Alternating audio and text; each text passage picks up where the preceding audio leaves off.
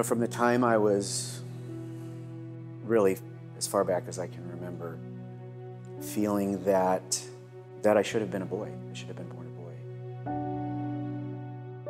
boy. Back then there really wasn't any frame of reference to what transgender was. Of course I was very young at the time, but my frame of reference was that there was the gay community.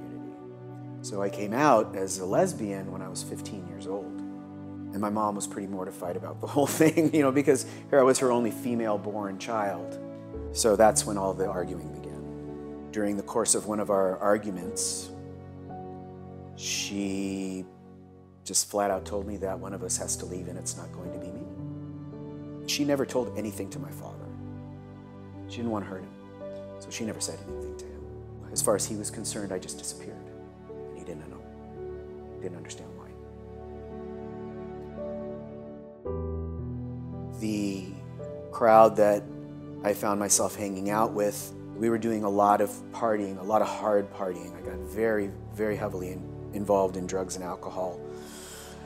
It still amazes me that I never committed suicide, because with the drinking and the drugs, fell into depression. Something still wasn't right. I wasn't feeling correct in my skin.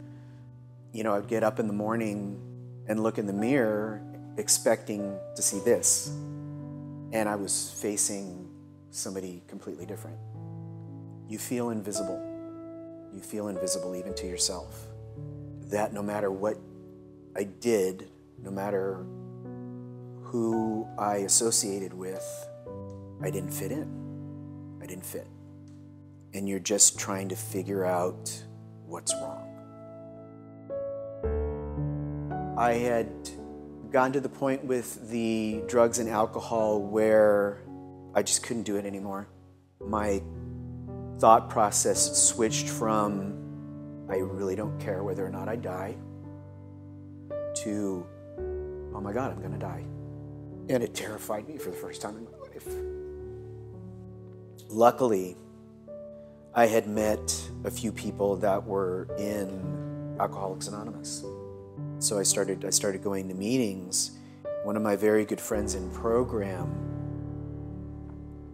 transitioned from female to male. The light bulb came on. This is what's going on with me. Of course, I look at everything that I walked through as a child and what I was expecting to see when I looked in the mirror every day. That's it. That is what's happening. And okay, this is what I need to do. This is what I need to do. And then came the fear. I had been dealing with cardiovascular disease. And it's one of the health risks in starting hormone therapy. The pivotal moment in walking forward was my honey and I were sitting in the backyard having the conversation about it all, and my fears of the health stuff and what problems that it could cause.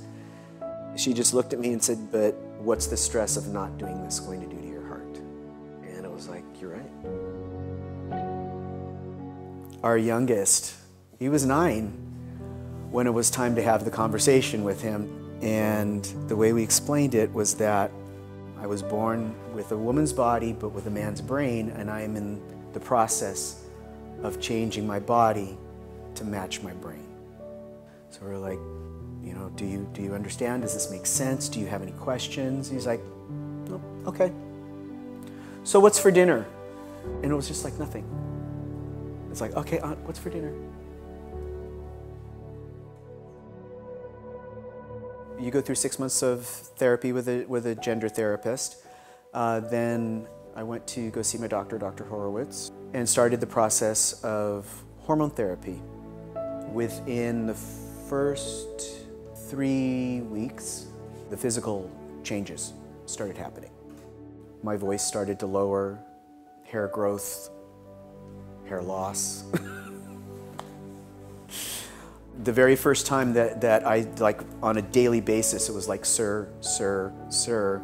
It was like, yes, yes, yes. And it's like, I'm starting to feel like I match. I finally, after 11 years of going through this, have found some peace and understanding that I'm just me. I now feel blessed that I've been able to live the first half of my life as a female, and now living the second half of my life as a male, because embracing and loving the sensitive side of me and being okay with that, loving and embracing the strong side of me and being okay with that, and learning how to find that integration. There's a lot of trans guys out there that want to completely forget their female past. I don't. You know, the name given to me at birth was Diana. I'm grateful for Diana. One of my friends at the time, early on in tattooing, was a lesbian, but she always told us that she was a man. To be honest, I wanted to cry a little bit because he was always kind of tormented by it. Don't ever let yourself be labeled by what other people label you. It isn't black and white, male, female, you know, it's a lot of gray, and I always think like that with everything in life, and it's less about the tattoo to me right now than it is about the issue of transgender. I just want to inspire a world to believe in themselves.